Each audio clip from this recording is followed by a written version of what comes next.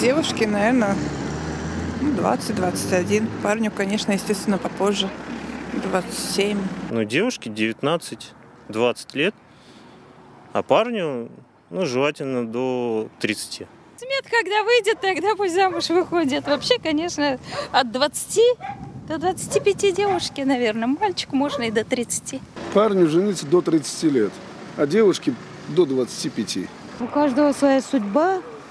Девушке до 25, наверное, а парню до 30. 24 года нужно жениться, парню и девушке. Девушки от 18, наверное, до 22, 3, а парня от 23 до 26, 8. Вовремя. Вовремя дегени 18. Девушке, когда подойдет возраст соответственный уже, я думаю, что лет 18 девушке можно. Парню лет 27 надо, наверное, чтобы опыта набрался немножко. Девушке где-то 23, а парню, наверное, лет 27, когда он уже сможет себе зарабатывать, чтобы семью содержать.